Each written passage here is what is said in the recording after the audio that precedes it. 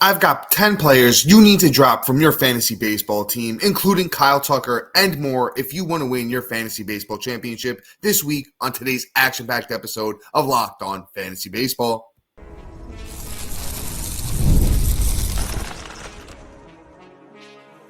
You are Locked On Fantasy Baseball, your daily fantasy baseball podcast. Part of the Locked On Podcast Network, your team every day. Hello, fantasy baseball fanatics, and welcome to the Locked On Fantasy Baseball podcast, brought to you by the Locked On Podcast Network, your team every day. As always, we're your number one source of fantasy baseball knowledge, and thank you for making us your first listen each and every day. I'm your host, Dominick Martino, riding solo today, as you can see if you're watching on YouTube. And if you are watching on YouTube and you haven't already, hit that little bell below. It's going to subscribe you to the channel and give you a notification every time we drop a new episode. Or if you're listening on the audio side of things, once again, please make sure you're subscribed. And if you're listening on a platform like Apple or Spotify that allows 5-star ratings and reviews, we would truly appreciate it if you do that for us as well. And lastly, and what's going to be the most fun thing you guys are going to do today is joining Matt and I on the Insider's Track, where we head into this off season. You know, Matt and I are going to talk Dynasty, fantasy baseball. We're going to talk about, I got my 2026 rankings in the works. So if you want those, join us on the Insider's Track. I'm going to send you those out. If you shoot me a message, tell me you want them. All that and more. And we're going to do so many giveaways and fun stuff this offseason. So join us on the Insider's Track. Link is in the bio wherever you're listening, watching, and it's available on any of our social media platforms. And today's episode is brought to you by FanDuel. Right now, new customers can bet just $5. And if your bet wins, you'll get $300 in bonus bets to use across the app. Download the app today. And all right, guys, we're in the home stretch. It's officially the last week of the season. And, we did must-add players yesterday. Today, we're going to do a few players that are pretty much safe to drop in redraft leagues everywhere. In Dynasty and Keeper, a lot of these guys really don't apply to those formats. But, redraft, where we're in it to win it, we're cutting bait with anyone that is not useful at this point. And I got to start with this guy at the top. It's Kyle Tucker. So Kyle Tucker hasn't even resumed running yet. Still working on that calf issue. Pretty much safe to drop in redraft leagues. I mean, you could throw him in the IL spot if you have it, but at this point, it doesn't matter. You are playing, just till the end of this week, so it's pretty much safe to let Kyle Tucker go. Finishes up the season with 133 games played, 270 batting average, 89 runs, 22 homers, 73 RBIs, and 25 steals. So let's talk about Tucker a little bit, right? So we know we could drop him in redraft leagues. I want to talk about his long-term keeper dynasty value, right? I still feel like Kyle Tucker hasn't hit his best season yet. But the weird thing to me is I feel like we just always make an excuse for him on, why he didn't get there, or, he's just always missing a piece of the puzzle from being that perennial top 5 guy that I know he has the upside to be, right? But maybe he hasn't been that guy. Because I'm not say that he can't be because he hasn't done it yet. So we'll just kind of see where it takes Kyle Tucker next year, but going to be 29 years old. I think in a dynasty league, this is the point where with a guy like Tucker, you kind of start looking, hey, maybe you look to get rid of him for some younger assets, maybe a budding star. You kind of see what you could do. Tucker obviously has that 130 upside with like a 280 batting average. But he has yet to actually go 30-30. I know he went 29-30 in 2023, which was, arguably the best season of Tucker's. Well, I would say it was the best season of Tucker's career. But, every other season, like I said, there's always been that one missing piece. In 2021, it was the only 14 steals. In 2022 was the 257 batting average. You go back to 2024.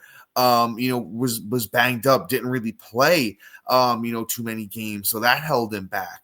You go this year, calf issue again this year. So, another, injury that is holding him back from being that guy. So I think Tucker, it can still be great, still be, first round caliber, borderline second round caliber guy, depending on health. But like I said earlier, 29 years old.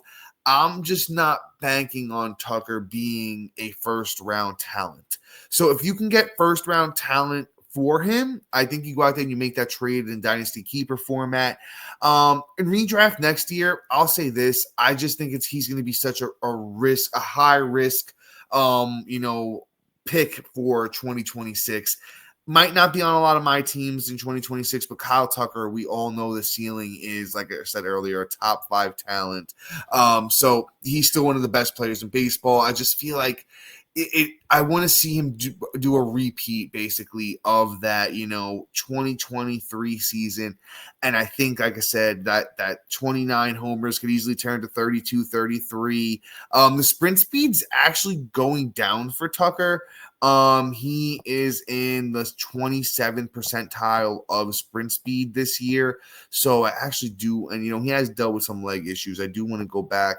And it was even worse in 2024. So, with Tucker, I guess it's more of the want to steal rather than the actual speed, because he hasn't actually been very quick at all in the past few years.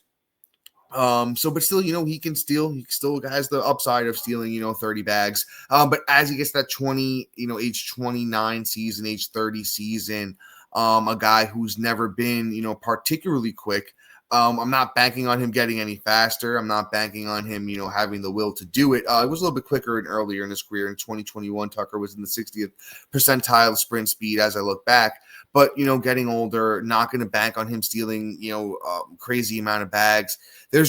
I could see this going the wrong way for Tucker next year, especially if the injuries continue to linger. So, a Dynasty Keeper, I'm going to be, shopping him in the off season when it comes to 2026 redraft. Probably going to have him ranked in the second round for me personally. Let's move on to another all-star caliber guy who is banged up and probably is not going to play the rest of the regular season. It's Yordan Alvarez. The most recent update on Yordan is that as I said, he is not going to play for the rest of the regular season.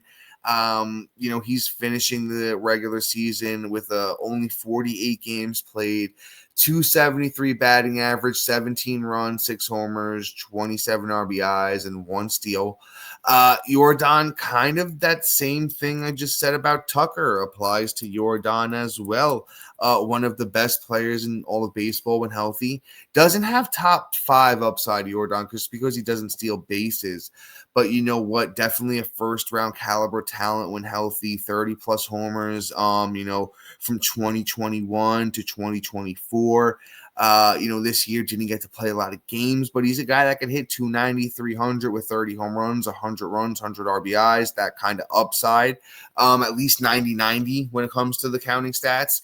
So with a guy like Yordan, I kind of want to see where the value is going to be going into 2026. I think we might be able to get some value here, but he's also another guy that's going to be 29 years old. Keeper dynasty formats, man, he's probably just another guy that I'm looking to see where my league is at on him. If I can get, second round talent for a guy like Yordan, I'm probably doing it. It's just that he does have that, 30-plus home run potential every season with a really good batting average. So it is tough to get rid of a guy like Yordan off your team. But with that being said, man, the injuries have been piling up over the years. He played only 114 games in 2023, 135 in 2022. Really didn't play at all in the 2020 season.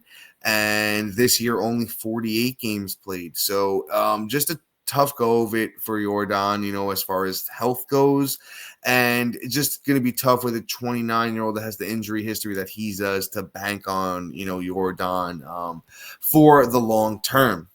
All right, let's go on. Let's talk about one more bat here before we, take a little break.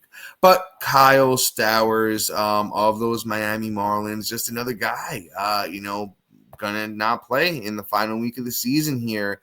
So Stowers finishes it with 117 games played, 288 batting average, 61 runs, 25 homers, 73 RBIs, 5 steals.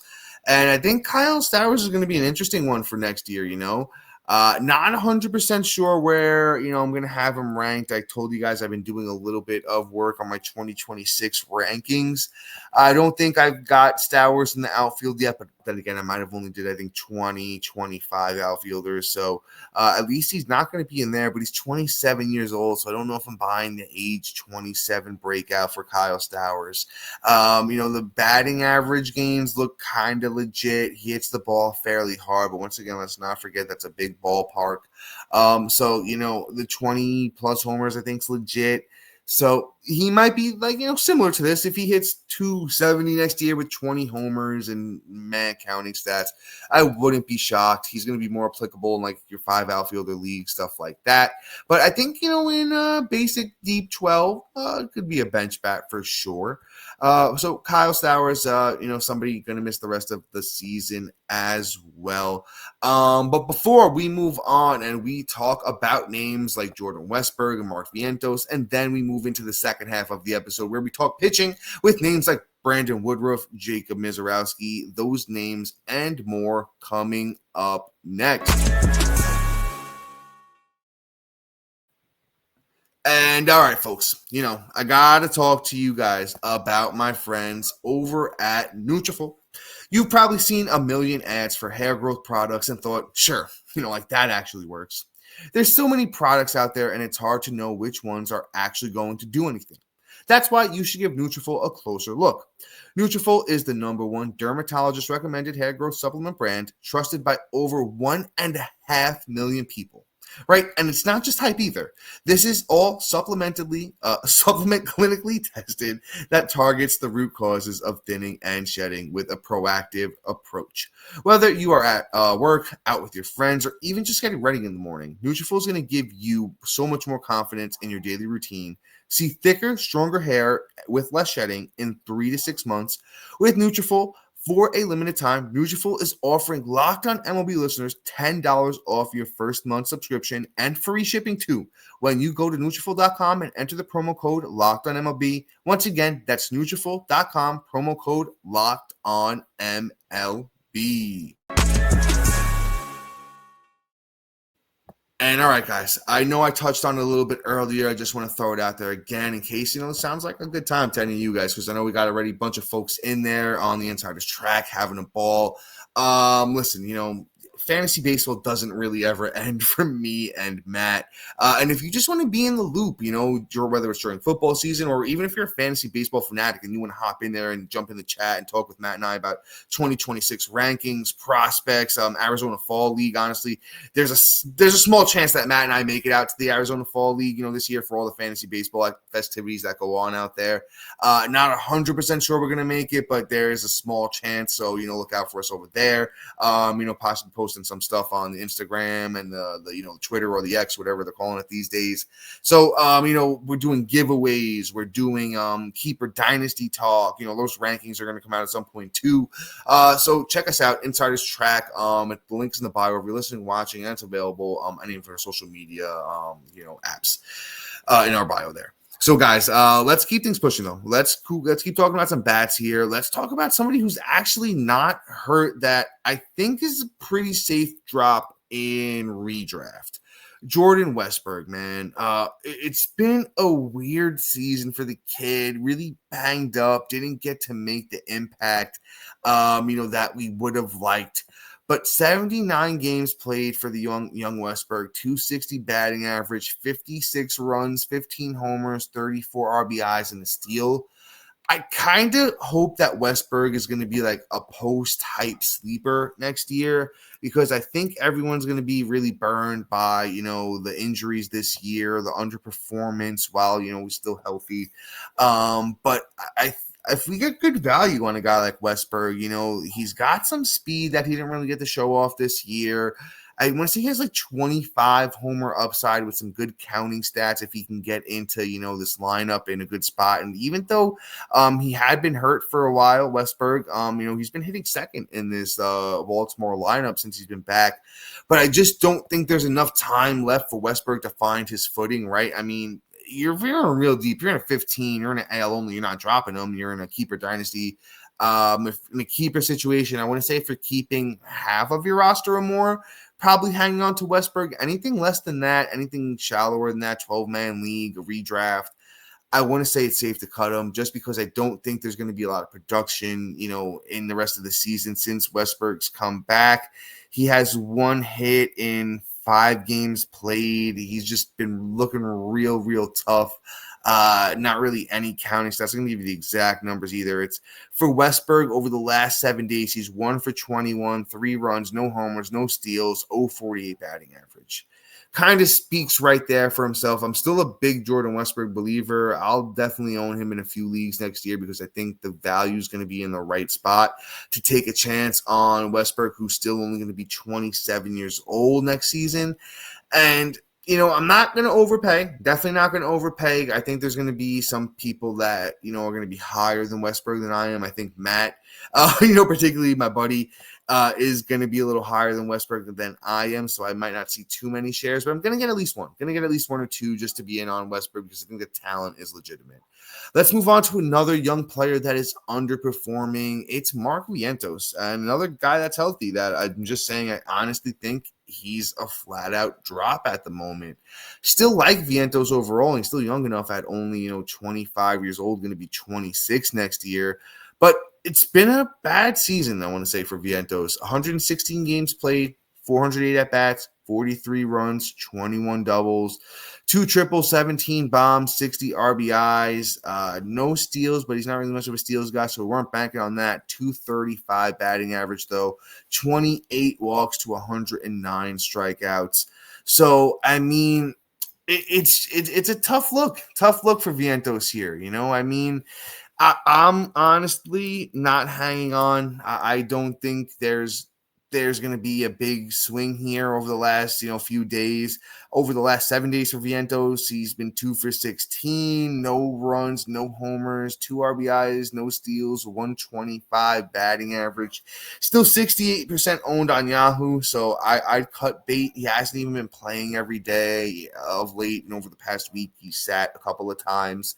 So Vientos is another guy I'm just cutting bait with. I'm not going to spend too much time here, more on the bats, because I got a controversial name. I got somebody that I want to stir the pot with this name.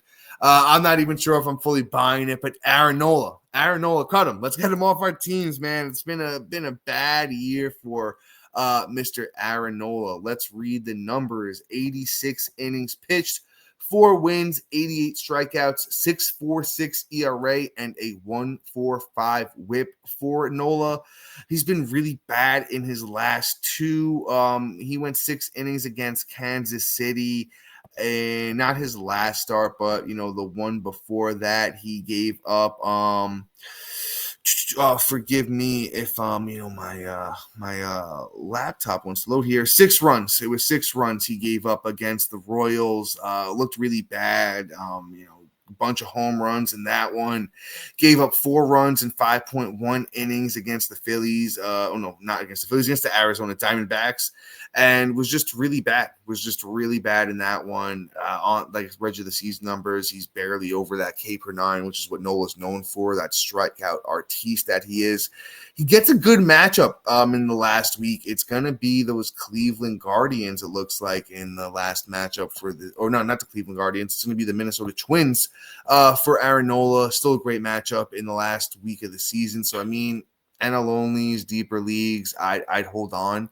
But any of those shallower leagues, man, if you're in a good spot coming up towards the end of the week, I'm at least minimum benching him. But that's the whole thing is you could kind of make that add drop move, drop Nola, grab a streamer at that point, just because it'd be really – I'd have to be in a real deep league with nothing on the waiver wire for me to start Aaron Nola in the final week of the season with the way he has been pitching of late and this year, man. I know it's a great matchup, but it's really tough to believe in it, right? But before we move on and we wrap this episode with a bunch of pitchers, we got Brandon Woodruff, we got Jacob Misiorowski, we got Bailey Ober, and more coming up next. And all right, The NFL season is here, and FanDuel is making sure you're ready for kickoff with a can't-miss offer.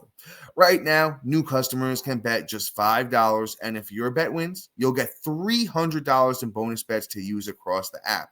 I personally love using FanDuel because it fits however you like to bet, whether it's player props, building a same-game parlay, or even jumping in live as the action unfolds. It makes every game more exciting. Whether you're watching your team or just keeping an eye on your fantasy lineup, it's quick, easy, and the best way to add a little more energy to Sundays. So are you ready to play? Download the FanDuel app now by visiting FanDuel.com to get started. That's FanDuel.com to place your first $5 bet.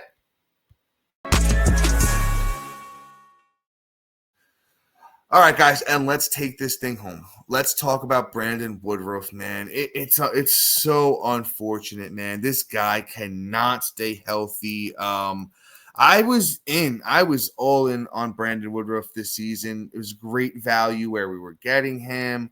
It's just so sad he can't stay healthy. It was 12 starts this year. He won 7 of them. 3.20 ERA, 0.91 whip, 64 innings, 83 strikeouts. A moderate lat strain is the diagnosis here for Woodruff. So he's out at least the rest of the regular season. I draw keeper leagues, dynasty leagues where you keep your whole roster hold. I still think there's another year. I think there's another year of goodness here. I'm speaking it into fruition. Brandon Woodruff's so talented, man. It's not the stuff doesn't have to be overwhelming for him to be good, and I think he proved that this year. I think there was a lot of analysts out there that were a little bit sketchy on Brandon Woodruff, just thinking that the injuries have caught up to him and he just wasn't going to be able to get it done.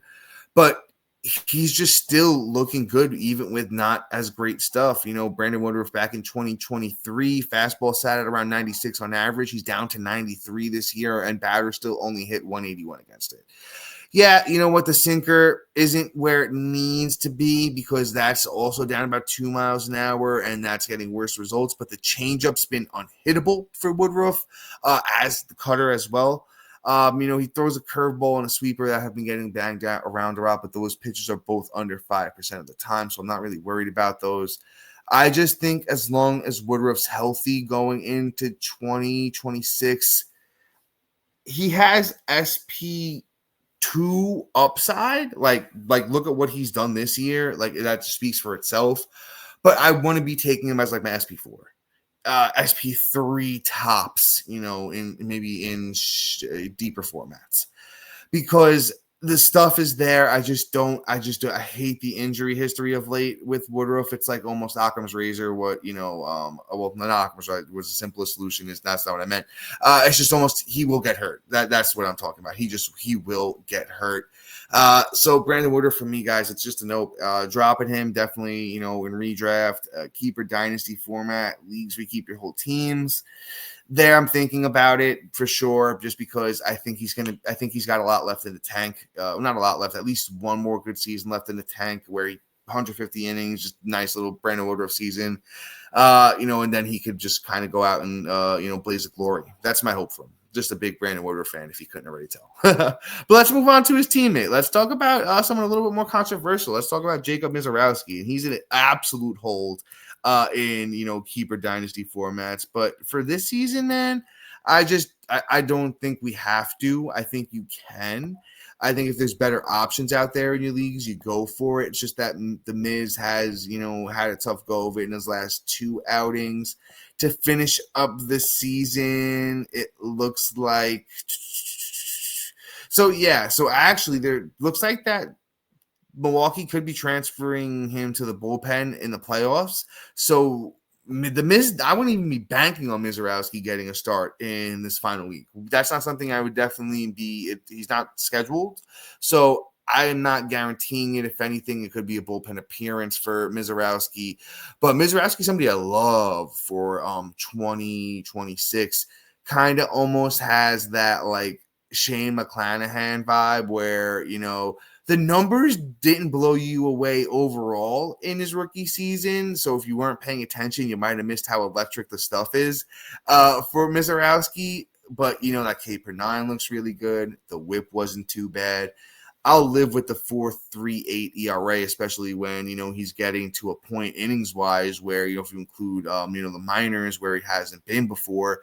So, I could fully understand that from the young Misiorowski, but he's just somebody that in 2026, I think, we're going to have to take him higher than Woodruff. But if you can get the Miz as your SP3, I think we're winning. I think we're winning if the Miz is your SP3. If you get him as your SP4, it's above and beyond. Your SP2, it's kind of pushing the limits of where, I want to be on a guy like Misiorowski going into 2026, but the upside's there. I think it's a low 3s ERA with a great whip, a lot of wins, and a lot of strikeouts, too. I think that's where Misiorowski's ceiling is. I'm going to have shares. If you can't already tell, he's the Miz and he's awesome. And I'm going to have a lot of shares of him in 2026 because I think the kid's going to be electric. And I'm actually kind of happy that his season numbers didn't finish, as good as they could have with a couple of bad starts here, down the stretch. So once again, in redraft, I want to say it's pretty safe to drop because we don't even know what to expect from him this week. And this is your championship week, and we're not going to do what ifs. We're not doing what ifs this weekend. Misiorowski's a big what if. Let's move on. Someone, another, I want to say maybe a little bit controversial because he's still so highly owned, 80% owned for Merrill Kelly. But he's been atrocious.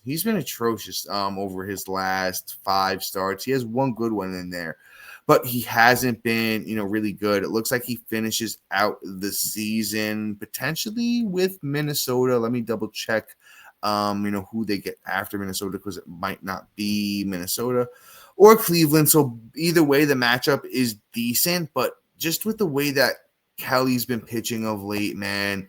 Went 3 innings on September 16th against Houston, 1 strikeout, had an 18 ERA. He got walloped with a 3.33 whip. On September 21st, he got hit hard again, 3 runs over 4.1 innings, 4 strikeouts, 1.62 whip in that one. And I know Merrill Kelly's numbers on the season have been great. Keeper Dynasty, if you keep like your whole team, yeah, sure, hang on. You might want to use him again next year, but otherwise, 80% owned seems a bit high for me in those shallower leagues. I feel free to go on and move on from Merrill Kelly. I'm sure there's better waiver wire options out for you with this last week of the season matchup because it's been a little struggle to the stretch here for Kelly, and I'll even do the last 30 days total here for you. It's 33 innings pitched, 28 strikeouts, a 4.32 ERA, and a 1.35 whip over that time for Merrill Kelly.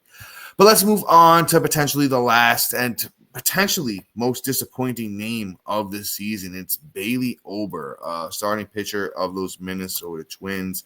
And I'm over it. I'm over it, guys. If you can't already tell, I know it's a horrible joke. But, man, Bailey Ober has been super, super disappointing this year. Even he was dropped when he went on the IL in quite a few leagues I was in. I picked him up kind of just banking that something was left in the tank. And there's not much at all. In his last start, September 20th against Cleveland, Bailey Ober in 5 innings, 1 strikeout. He gave up 6 runs on 8 hits, 2 walks, which was good for 2 whip in that game. In his last matchup, going to come against the Phillies, definitely not doing it. Couldn't pay me enough to do it. Even for 2026, man, might be out on my boy Bailey Ober because I wanted to be in on Bailey Ober this year, but the price was just a little bit too high for me, so I wound up with 0 shares.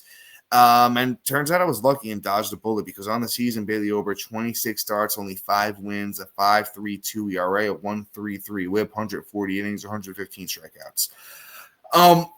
If the value is good enough in 2026, I might say sure, especially if he looks good in spring training. I just think Bailey Ober is, actually he's going to be 30. He's a little bit older than I thought. He's going to be 30 next year. Has a good track record, though, of, 3 pretty strong years as a starter in the bigs. So TBD with Bailey Ober for me next year. If the value's right, if he's a late dart throw starting pitcher, I might take him. If people are trying to push the comeback issue with Bailey Ober, probably won't have any shares. But guys, once again, championship week. I want to hear it. Keep sounding off in the comments and let us know if you won your fantasy baseball championship, if you're in your fantasy baseball championship, maybe your favorite moment from the fantasy baseball season, maybe your favorite moment from Matt and I on the podcast from, this season. But once again, thank you and a huge shout out to all of our, everydayers, new listeners for making Locked On Fantasy Baseball your first listen today. For your second listen, check out the all-new Locked On MLB Game Night. Every game, every night, all season long. Get local analysis on a national scale. Find MLB Game Night on Locked On MLB on YouTube or wherever you listen to your podcast. And guys, until next time, see ya.